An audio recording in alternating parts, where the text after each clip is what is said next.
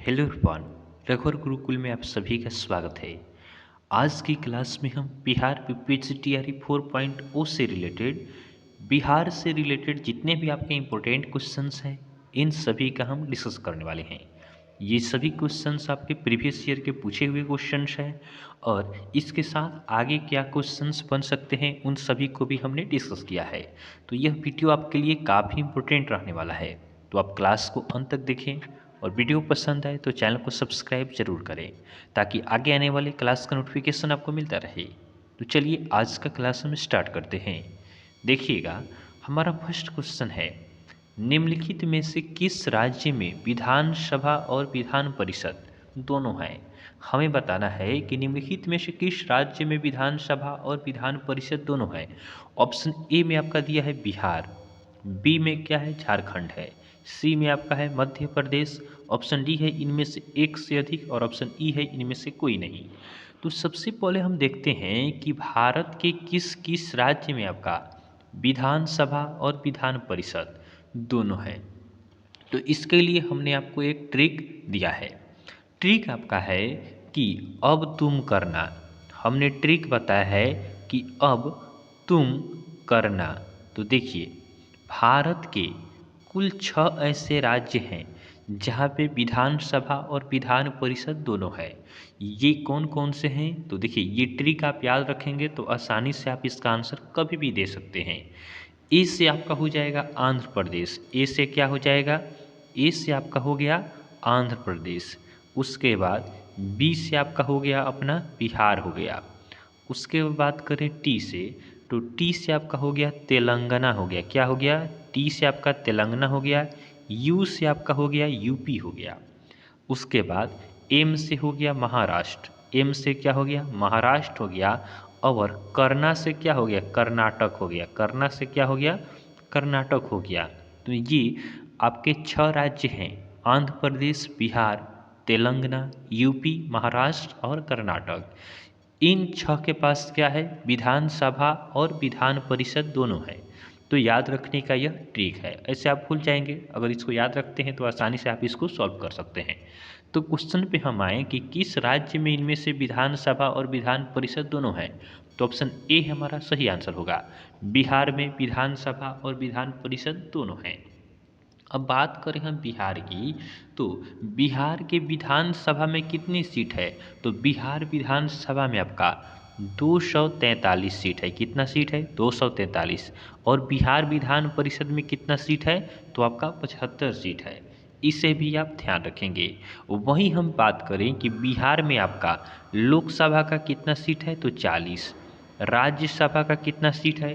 तो राज्यसभा का सीट आपका 16 है। तो आप इन सभी पॉइंट्स को ध्यान रखेंगे। यहाँ से एक क्वेश्चन आपके एग्जाम में देखने को अवश्य मिल सकते हैं। चलिए नेक्स्ट क्वेश्चन की तरफ चलते हैं। अगला प्रश्न हमारा है, वाल्मीकि वन्यजीव अभयारण्य बिहार के किस जिले में स्थित है? हमें बताना है कि वाल्मीकि वन्यजीव अभयारण्य बिहार के किस जिले में स्थित है। ऑप्शन ए आपका है किशनगंज, सेकेंड ऑप्शन आपका है पश्चिम चंपारण, सी में है पटना, ऑप्शन डी है इनमें से एक से अधिक या इनमें से कोई नहीं। तो देखिए, वाल्मीकि वन्यजीव अभयारण्य यह आपका कहाँ पे है? पश्चिम चंपारण में है। तो हमारा आंसर ऑप्शन बी हो जाएगा। वाल्मीकि वन्यजीव अभयारण्य आपका पश्चिम चंपारण में है। इसी के साथ साथ आप ध्यान रखेंगे कि पश्चिम चंपारण में ही आपका वाल्मीकि टाइगर रिजर्व भी है। टाइगर रिजर्व बिहार में मात्र एक है, जो आपका कहाँ पे है? यह आपका पश्चिम चंपारण में है। तो वाल्मीकि टाइगर रिजर्व भी आपका कहाँ है? पश्चिम चंपारण में है। वाल्मीकि राष्ट्रीय उद्यान भी कहाँ है? पश्चिम चंपारण में है। उसके साथ साथ आप ध्यान रखेंगे कि उदयपुर उदयपुर अभयारण्य ये भी कहाँ है? तो ये भी आपका पश्चिम चंपारण में ही है। तो पश्चिम चंपारण से आपको ध्यान रखना है, वाल्मीकि वन्यजीव अभयारण्य पश्चिम चंपारण में है। उसके बाद वाल्मीकि टाइगर रिजर्व है, वाल्मीकि राष्ट्रीय उद्यान है और आपका उदयपुर अभयारण्य भी पश्चिम चंपारण में ही है। और ध्यान रखेंगे कि पश्चिम चंपारण जो है क्षेत्रफल की दृष्टि से बिहार का सबसे बड़ा आपका जिला है। तो इससे भी आप ध्यान रखेंगे, बिहार का सबसे बड़ा जिला कौन सा है? तो ये आपका पश्चिम चंपारण है। नेक्स्ट क्वेश्चन को देखते हैं। अगला प्रश्न हमारा है, बिहार की साक्षरता दर कितनी है। बिहार की साक्षरता दर कितनी है, तो जनगणना 2011 ही अभी चल रहा है, इसी के अनुसार हमें बताना है। तो देखिए, हम बात करें कि बिहार की साक्षरता दर कितना है, तो बिहार का साक्षरता दर इसकी बात करें तो यह आपका है 61.80। कितना है, तो बिहार की साक्षरता दर आपका है 61.80 है। ऑप्शन बी हमारा सही आंसर हो जाएगा। वहीं बात करें बिहार की, देखिए हम बात करते हैं कुछ जनगणना से रिलेटेड, तो बिहार जो है यह सबसे कम साक्षर वाला राज्य है। सबसे कम साक्षर राज्य कौन सा है, तो सबसे कम साक्षरता वाला राज्य आपका कौन सा है, यह आपका बिहार है। बिहार जो है सबसे कम साक्षर राज्य है, इसे आप ध्यान रखेंगे। देखिए, इसके बाद हम बात करें तो बिहार में हम बात करते हैं कि बिहार में पुरुषों की साक्षरता दर कितना है, तो बिहार में हम पुरुष की बात करें कि कितने पुरुष आपके साक्षर हैं, तो 71.20% पुरुष जो हैं ये बिहार में साक्षर हैं। इसके बाद हम बात करें बिहार में हम महिला साक्षरता की बात करते हैं, तो महिला साक्षरता की बात करें तो यह आपका है 51.50% है। उसके बाद हम बात करते हैं कि बिहार में सबसे ज़्यादा साक्षर जिला कौन सा है। बिहार में सबसे अधिक साक्षर जिला कौन सा है, सबसे अधिक साक्षर जिला की बात करें तो सबसे अधिक साक्षर जिला आपका कौन सा है, तो यह आपका रोहतास है। क्या है, रोहतास जिला जो है इसका साक्षरता दर सबसे अधिक है। कितना है, तो यह आपका है 75.59% है। और सबसे कम साक्षरता वाला जिला की बात करें तो ये आपका है पूर्णिया। पूर्णिया का साक्षरता दर आपका सबसे कम है, जो कि आपका है 52.49% है। 52.49% है। तो आप इसे ध्यान रखेंगे, यहाँ से भी आपका एक क्वेश्चन देखने को मिल सकता है। तो बिहार की साक्षरता दर आपका टोटल 61.80 है। वही बात करें, बिहार आपका देश में सबसे कम साक्षरता वाला राज्य है। बिहार में पुरुषों की साक्षरता दर है 71.20, महिलाओं की साक्षरता है 51.50। बिहार की बात करें सबसे साक्षर जिला कौन सा है, तो रोहतास है। सबसे कम साक्षर जिला कौन सा है, पूर्णिया है। आप इसे ध्यान रखेंगे। नेक्स्ट क्वेश्चन को हम देखते हैं।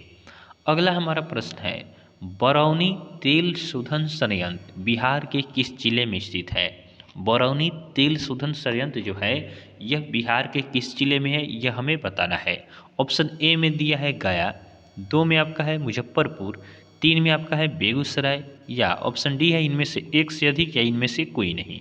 तो बरौनी तेल शोधन संयंत्र यह बात करें तो यह आपका बिहार के बेगूसराय जिला में आपका स्थित है। तो ऑप्शन सी हमारा सही आंसर है। अब थोड़ा हम बात करते हैं, जो आपका बरौनी तेल शोधन संयंत्र है इसका प्रारंभ कब होता है। तो इसकी स्थापना की बात करें तो यह आपका होता है 1962 में स्थापित होता है। और किसकी सहायता से स्थापित हुआ, ये क्वेश्चन भी आपका बन सकता है कि बरौनी तेल शोधन संयंत्र है किसकी सहायता से स्थापित होता है, तो रूस की सहायता से इसे स्थापित किया जाता है।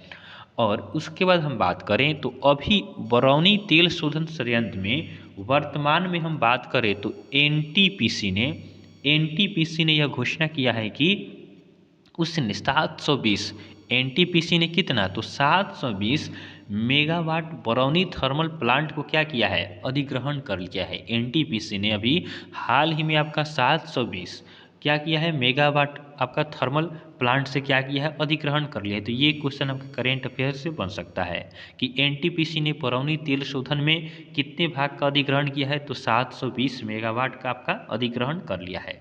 तो इससे भी आप ध्यान रखेंगे। नेक्स्ट क्वेश्चन को देखते हैं।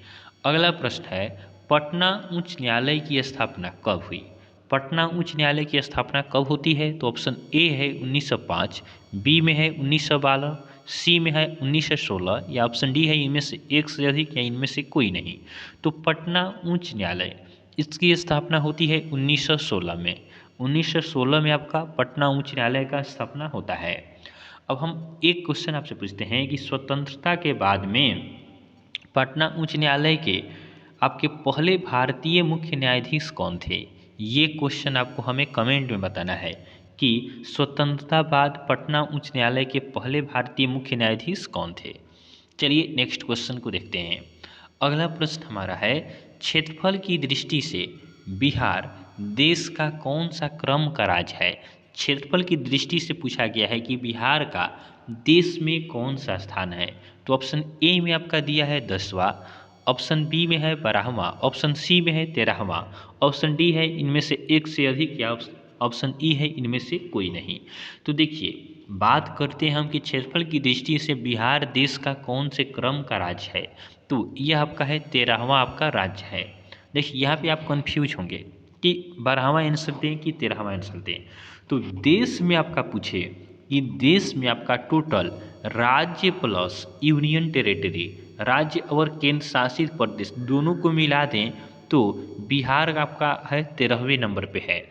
और केवल राज्य में पूछे कि भारत के राज्यों में बिहार का स्थान कौन सा है, तो तब हो जाएगा आपका आंसर 12वां होगा। तो इसे आप ध्यान रखना है कि क्षेत्रफल की दृष्टि से बिहार देश का कौन से क्रम का राज्य है। इस क्वेश्चन में ये नहीं पूछा है कि बिहार आपका किस राज्य की तुलना में किस क्रम का है, ये पूछा है, टोटल पूछा है। तो 13वां आंसर हमारा सही होगा, आप इसे ध्यान रखेंगे। उसके बाद बात करें कि जनसंख्या के अनुसार बात करें तो जनसंख्या की दृष्टि से बिहार का स्थान कौन सा है। तो जनसंख्या की दृष्टि से बिहार का स्थान आपका थर्ड है, यानी तीसरा स्थान आपका है, इसे भी ध्यान रखेंगे। नेक्स्ट क्वेश्चन को हम देखते हैं। अगला प्रश्न है, बिहार का औसत ऊंचाई ढाल कितना सेंटीमीटर प्रति किलोमीटर है? बिहार का औसत ऊंचाई ढाल कितना सेंटीमीटर प्रति किलोमीटर है? तो ऑप्शन ए है 8 सेंटीमीटर, बी में है 9 सेंटीमीटर, सी में है 10 सेंटीमीटर, या ऑप्शन डी है इनमें से एक से अधिक या इनमें से कोई नहीं। तो बिहार का औसत ऊंचाई ढाल की बात करें तो यह आपका है 8 सेंटीमीटर है। तो आप इसे ध्यान रखेंगे कि बिहार का औसत ऊंचाई ढाल कितना है, 8 सेंटीमीटर है। वही बात करें कि जो आपका बिहार है ये समुद्र तल से कितनी दूरी पर है, समुद्र तट से कितनी दूरी पर है, तो ये आपका है 200 किलोमीटर की दूरी पर है।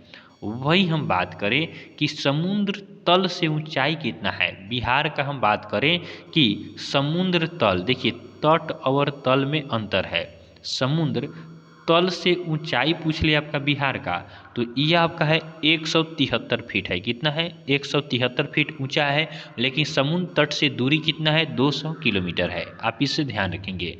और बिहार का औसत ऊंचाई ढाल कितना सेंटीमीटर है, तो 8 सेंटीमीटर है।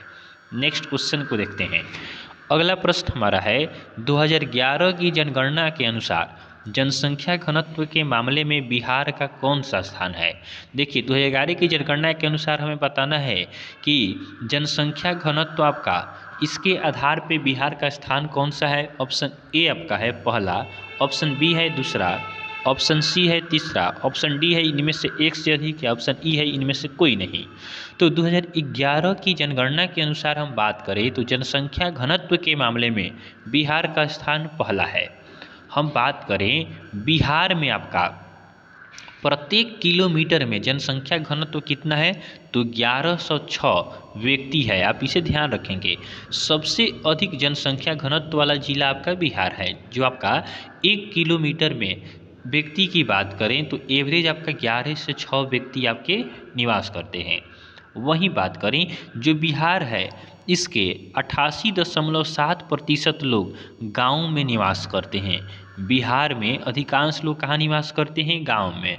जबकि केवल 11.3% जो लोग हैं ये आपके शहरों में निवास करते हैं। तो इससे भी आप थोड़ा ध्यान रखेंगे। शहरों में 11 से 12% लोग मात्र निवास करते हैं, जबकि 88% लोग आपके गाँव में निवास करते हैं।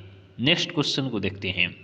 अगला प्रश्न हमारा है, मखाना उत्पादन में देश का अग्रणी राज्य कौन सा है? मखाना के उत्पादन में बताना है कि देश का प्रथम राज्य कौन सा है। तो ऑप्शन ए है उत्तर प्रदेश, बी है बिहार, सी है मध्य प्रदेश, डी है इनमें से एक से अधिक, या ऑप्शन ई है इनमें से कोई नहीं। तो मखाना के उत्पादन में हम बात करें तो सबसे अग्रणी राज्य आपका है बिहार है। बिहार में देश का आपका 85% मखाना का उत्पादन केवल बिहार में ही होता है, तो आप इसे ध्यान रखेंगे। और बिहार के जो आपका मिथिलांचल क्षेत्र है, बिहार का जो आपका मिथिलांचल क्षेत्र है, इस क्षेत्र में सबसे अधिक मखाना का उत्पादन किया जाता है, तो आप इसे भी ध्यान रखेंगे। नेक्स्ट क्वेश्चन को देखते हैं। अगला यह हमारा आज का लास्ट क्वेश्चन है कि समुद्र तल से बिहार का ऊंचाई कितना है। समुद्र तल से बिहार का ऊंचाई कितना है, तो इस क्वेश्चन का भी आंसर आपको कमेंट में बताना है, क्योंकि इसका आंसर हमने ऊपर ही आपको बता दिया है। तो आपको बताना है कि समुद्र तल से बिहार की ऊंचाई कितना है। 7 नंबर क्वेश्चन में ही इसका आंसर हमने बताया है, तो इसका आंसर आप हमें कमेंट जरूर करेंगे। देखिए यहाँ पे हमने केवल 10 क्वेश्चन ही नहीं पढ़ा, अपितु 30 से 40 क्वेश्चंस का डिस्कशन हमने यहाँ पे कर चुके हैं, क्योंकि एक क्वेश्चन के साथ उससे जुड़े जितने भी फैक्ट्स हैं उसको भी हम कवर कर रहे हैं। तो इस तरह बिहार से रिलेटेड जितने भी आपके करेंट अफेयर्स से लेके और जितने भी आपके अन्य क्वेश्चंस बन सकते हैं, सारे क्वेश्चंस को हम कवर करने वाले हैं। तो आप हमारे चैनल से जुड़ के आसानी से आप अपने तैयारी को काफ़ी अच्छा कर सकते हैं, और हम क्वेश्चंस को पूरा एक्सप्लेनेशन के साथ हम डिस्कस करेंगे। तो आप हमारे चैनल को सब्सक्राइब जरूर करें। तो चलिए आज के लिए हम इतना ही रखते हैं, फिर नेक्स्ट क्लास में आपसे मिलेंगे, तब तक के लिए धन्यवाद।